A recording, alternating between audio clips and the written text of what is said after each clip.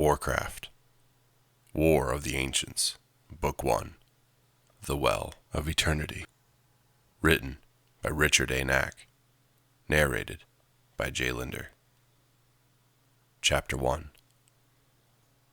The tall, forbidding palace perched atop the very edge of the mountainous cliff, overlooking so precariously the vast, black body of water below that it appeared almost ready to plummet into the latter's dark depths. When first the vast, walled edifice had been constructed, using magic that melded both stone and forest into a single, cohesive form, it had been a wonder to touch the heart of any who saw it. Its towers were trees strengthened by rock, with jutting spires and high, open windows. The walls were volcanic stone raised up, then bound tightly by draping vines and giant roots. The main palace at the center had originally been created by the mystical bindings of more than 100 giant, ancient trees. Bent in together, they had formed the skeleton of the rounded center, over which the stone and vines had been set. A wonder to touch the hearts of all when first it had been built. Now it touched the fears of some. An unsettling aura enshrouded it, one heightened this stormy night. The few who peered at the ancient edifice now quickly averted their gaze. Those who looked instead to the waters below it found no peace either. The ebony lake was now in violent, unnatural turmoil, churning waves as high as the palace rose and fell in the distance, crashing with a roar. Lightning played over its vast body, lightning gold, crimson, or the green of decay. Thunder rumbled like 1,000 dragons, and those who lived around its shores huddled close, uncertain as to what sort of storm might be unleashed. On the walls surrounding the palace, ominous guards in forest green armor and wielding lances and swords glared warily about. They watched not only beyond the walls for foolish trespassers, but on occasion surreptitiously glanced within, particularly at the main tower, where they sensed unpredictable energies at play. And in that high tower, in a stone chamber sealed from the sight of those outside, tall, narrow figures in iridescent robes of turquoise, embroidered with stylized silver images of nature, bent over a 6-sided pattern written into the floor. At the center of the pattern, symbols in a language archaic even to wielders flared with lives of their own. Glittering, silver eyes with no pupils stared out from under the hoods as the night elves muttered the spell. Their dark, violet skin grew covered in sweat as the magic within the pattern amplified. All but one looked weary, ready to succumb to exhaustion. That one, overseeing the casting, watched the process, not with silver orbs like the rest, but rather false black ones, with streaks of ruby running horizontal along the centers. But despite the false eyes, he noted every detail, every inflection by the others. His long, narrow face, narrow even for an elf, wore an expression of hunger and anticipation as he silently drove them on. One other watched all of this, drinking in every word and gesture. Seated on a luxurious chair of ivory and leather, her rich, silver hair framing her perfect features, and the silken gown, as golden as her eyes, doing the same for her exquisite form. She was every inch the vision of a queen. She leaned back against the chair, sipping wine from a golden goblet. Her jeweled bracelet tinkled as her hand moved, and the ruby in the tiara she wore glistened in the light of the sorcerous energies the others had summoned. Now and then her gaze shifted ever so slightly to study the dark-eyed figure, her full lips pursing in something approaching suspicion. Yet, when once he suddenly glanced her way, as if sensing her observation, all suspicion vanished, replaced by a languid smile. The chanting continued, The black lake churned madly. There had been a war, and it had ended. So Crassus knew history would eventually record what had happened. Almost lost in that recording would be the countless personal lives destroyed, the lands ravaged, and the near destruction of the entire mortal world. Even the memories of dragons are fleeting under such circumstances, the pale, gray-robed figure conceded to himself. He understood that very well, for although to most eyes he resembled a lanky, almost elven figure with hawk-like features, silvering hair, and 3 long scars traveling down his right cheek, he was much more than that.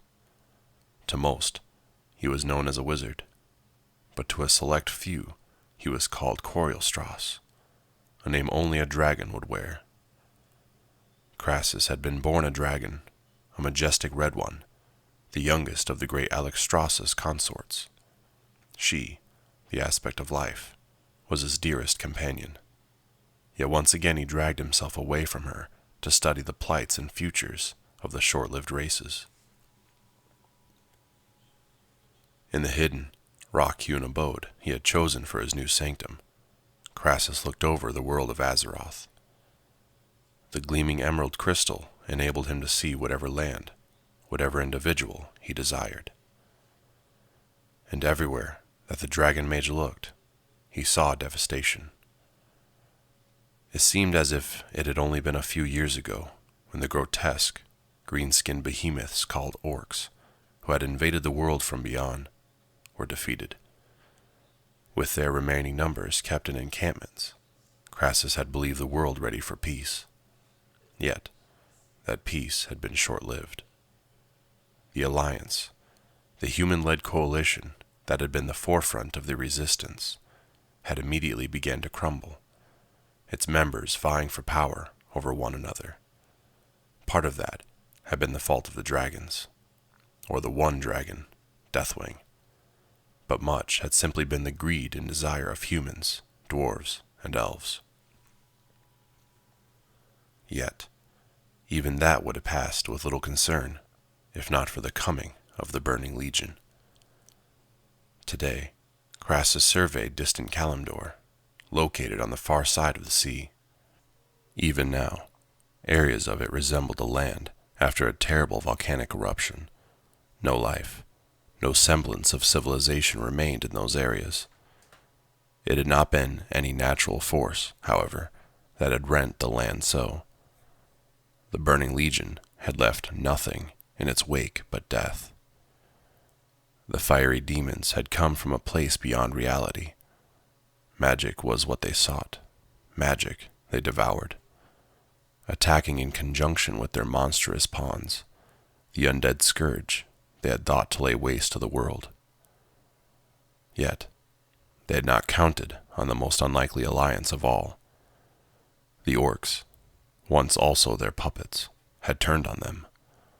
They had joined the humans, elves, dwarves, and dragons to decimate the demonic warriors and ghoulish beasts and push the remnants back into the hellish beyond.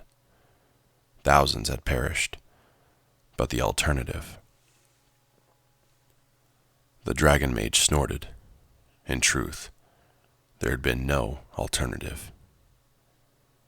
Crassus waved long, tapering fingers over the orb, summoning a vision of the Orcs. The view blurred momentarily, then revealed a mountainous, rocky area further inland. A harsh land, but one still full of life, and capable of supporting the new colonists. Already, several stone structures had risen in the main settlement, where the war chief and one of the heroes of the war, Thrall, ruled. The high, rounded edifice that served as his quarters was crude by the standards of any other race, but orcs had a propensity towards basics. Extravagance to an orc was having a permanent place to live at all. They had been nomads or prisoners for so long that the concept of home had been all but lost. Several of the massive, greenish figures tilled a field, watching the tusked, brutish-looking workers. Crassus marveled at the concept of an orc farmer. thrall, however, was a highly unusual orc, and he had readily grasped the ideas that would return stability to his people. Stability was something the entire world needed badly. With another wave of his hand, the Dragon Mage dismissed Kalimdor, summoning now a more closer location. The once proud capital of his favored Dalaran, ruled by the wizards of the Kirin Tor, the prime wielders of magic.